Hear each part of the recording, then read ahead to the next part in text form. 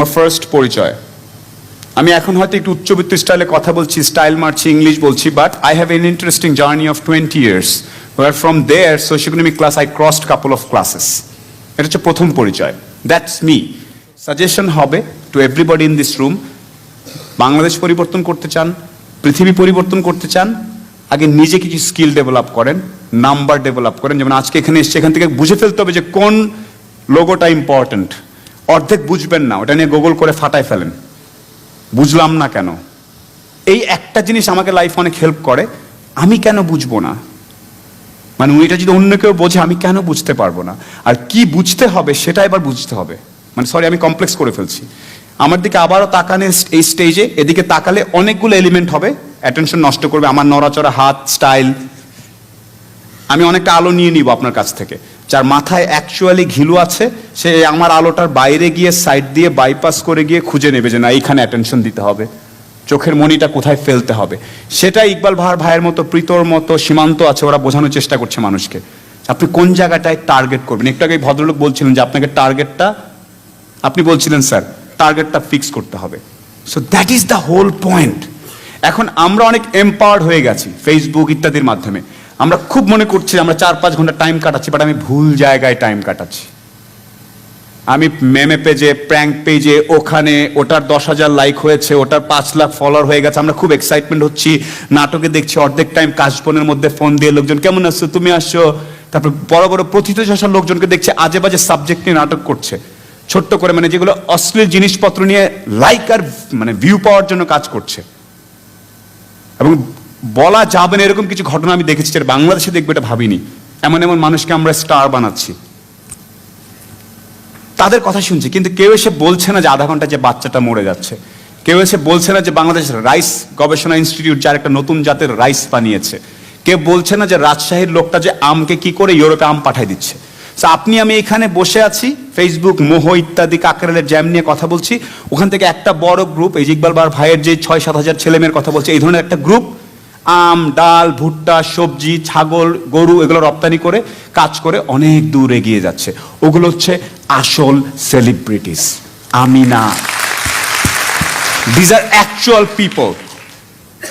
পাট নিয়ে যে সোনালী আঁশ দিয়ে ইয়া বানিয়ে ফেলেছে আপনারা জানেন, পাট দিয়ে পলিপ্রোপাইলিন, যেটা পিই, পলিইথিলিন, পলিপিপি, পলিপ্রোপাইলিন দিয়ে প্লাস্টিক পাট মিলিয়ে প্যাকেজ বানিয়ে ফেলছে মোবারক সাহেব। তাকে কোথাও আপনারা দেখবেন না, তারে কেউ এগুলো খায় না পাবলিক, উনি তো অনেক বয়স্ক, কথা বলতে পারে না, তার তো বরং চলো ওই ছেলেটা অর্ধেকটা গান গেয়েছে, ওকে নিয়ে আমরা মাতামাতি করি। আপনাদের এই রুমের প্রত্যেকের প্রতি রিকোয়েস্ট, আসল জিনিস নিয়ে মাতামাতি করা শিখতে হবে। আসল কোনটা নিয়ে মাতামাতি করব, আসল জিনিস নিয়ে বন্ধুরা আপনাকে হাসবে, পাগল বলবে, একটু ব্যাককল বলবে, হ্যাঁ আমি ব্যাককল, আই এম ফাইন। আমার ব্যাককল থাকার কারণে যদি আরো আসল কজটাতে হেল্প হয়, সেইটা অনেক বেশি উপকারী। ঠিক আছে? আচ্ছা, এখন আরেকটা জিনিস বলি। So these are my points. আমি আপনাদেরকে বলবো আবার একটু পয়েন্ট আউট করেন। আর কিছু বেসিক স্কিল আছে, গ্লোবাল লেভেলে আসতে গেলে বেসিক স্কিল লাগবেই। আপনার বয়স 22, আপনাকে 3-4টা ল্যাঙ্গুয়েজ জানতে হবে। আপনার বয়স 21, আপনাকে কম্পিউটারের 4-5টা অপারেটিং সিস্টেমগুলো জানতেই হবে। এগুলো নিয়ে এখন কিছুই বলার নাই, কেমনে শিখবেন, কোত্থেকে শিখবেন আমি জানি না, এটা আপনার করতেই হবে। এটার জন্য কি করা যায়, কোথায় করা যায়, এটা আপনাকে করে নিতে হবে। আমার স্কুল শেখায় নাই, আমি তো ঢাকার বাইরে ছিলাম, আমি তো মফস্বলের, কিচ্ছু আসে যায় না।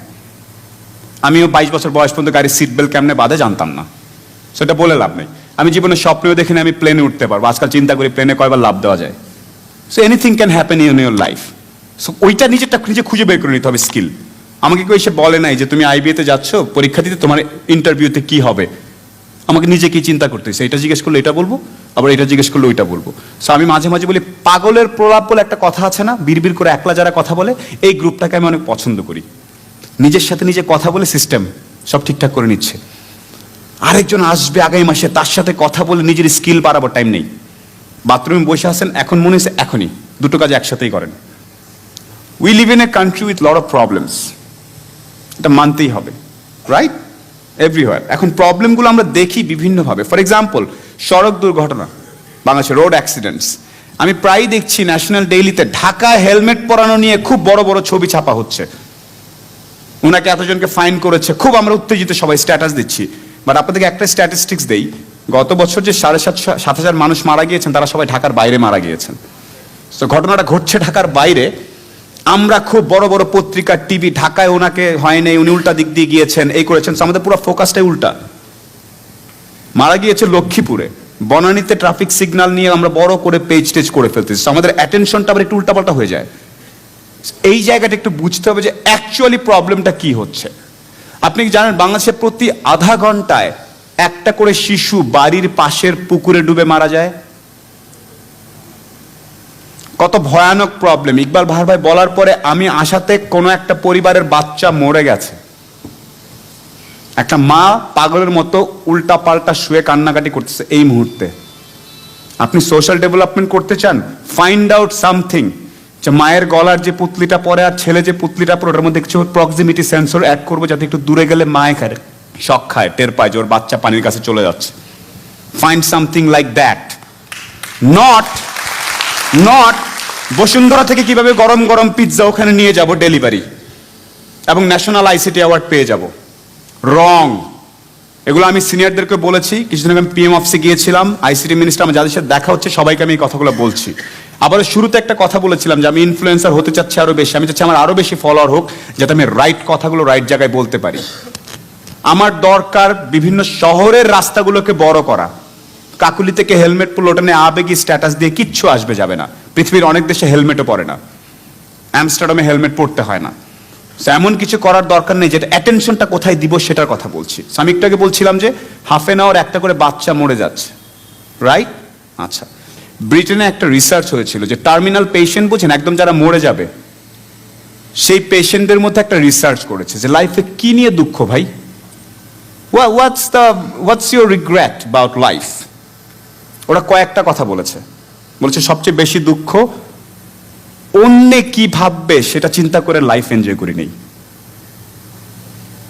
এখানে সে কথা বলবো না, লাইভ হচ্ছে, ফেসবুকে দিলে তো লোকজন আবার ট্রল করবে, মোটিভেশন দিচ্ছি, অন্যে কি ভাববে, I don't care, I like it, that's why I am doing it. কথার কথা, রাইট? আমি জানি ধরে একটু পরে এই ভঙ্গিটার সামনে একটা ছাগল দিয়ে লোকজন ট্রল বানাবে, হয়তো বানাবে, আই নো। তো ও আমার বিল দিচ্ছে। Is he changing lives? I am trying to change lives. So that's the first thing. মানুষ বলে যে অন্য কি ভাববে, এটা চিন্তা করে লাইফ কাটাই নাই। এটা হচ্ছে বড় একটা প্রবলেম। ভাই আমি আম গাছের পরিচর্যা করবো বাংলাদেশে, বা জাটকা ইলিশ নিয়ে কাজ করবো, দূর, বন্ধু বান্ধব কি বলবে,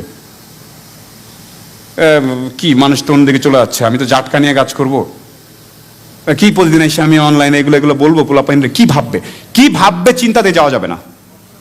That's one of our core thoughts, because আমি জানি, আমার এখন মনে আছে, আমরা 5 ভাই বোন ছিলাম। আমরা ঈদে, আমার কলেজে থাকার সময়, তখন তো মানুষের পাখা গজায়, সো ঈদে আমি শার্ট কিনলে আমার ভাই প্যান্ট কিনতে পারবে, এরকম ফ্যামিলির আমি। সো টাকার ব্যাপারটা কি, এটা আমাকে শিখায় লাভ নেই। আই আন্ডারস্ট্যান্ড যে money is very important, but it is not that important. যখন আপনি ইম্প্যাক্টগুলো নিয়ে কাজ করা শুরু করবেন, দেখবেন যে আশেপাশে লাইফ চেঞ্জ হচ্ছে, আপনাকে লোকজন একটু অন্যভাবে দেখছে, এই প্রাপ্তিটা অনেক মজার। এইটা বাংলাদেশ থেকে সরে গেছে। আমরা সবাই ভাবতেছি আমি টিএক্স পাজরো থেকে নামলেই মনে হয় লাইফের সাকসেসফুল। একদম ভুয়া কথা। আপনি যদি রাঙ্গামাটি বা লক্ষ্মীপুরের একটা প্রাইমারি স্কুলে 30 বছর চাকরি করে বাচ্চাদেরকে মাথায় হাত বোলা ইংরেজি বাংলা শিখায় খুশি থাকেন, you are damn successful then any CIP, anybody. আমাদেরকে সাকসেসের সংজ্ঞা শেখানো হচ্ছে যে আপনাকে সিআইপি হইতে হবে, সবচেয়ে হাইয়েস্ট ট্যাক্স দিতে হবে। নো, সাকসেসের সংজ্ঞা হচ্ছে আপনি যেখান দিয়ে হেঁটে যাবেন, বিনম্র একটা শ্রদ্ধা মানুষ আপনাকে দিবে। That's enough in your life. প্রথম শিক্ষা আমার, কখনো অতীত ভুলে যাওয়া যাবে না। 100% স্টেজে ওইটা বলতে হবে, আমার বাবা এই ছিলেন, আমি এটা ছিলাম। ইকবাল সাহেব একটু আগে বলেছেন, ওনাকে আমি ব্যক্তিগতভাবে ফলো করি, আসলেই ব্যক্তিগতভাবে ফলো করি ওনার কাজকর্ম, আই রিয়েলি অ্যাপ্রিসিয়েট। সেটা হচ্ছে প্রথম পরিচয় এবং প্রথম শিক্ষা। আমার দ্বিতীয় পরিচয় হচ্ছে যে আমি এক্স মিলিটারি গাই, আমি দেশের সেবা করেছি, চেষ্টা করেছি অনেকদিন সমুদ্রে থেকে কাজকর্ম করার জন্য। I graduated from naval academy.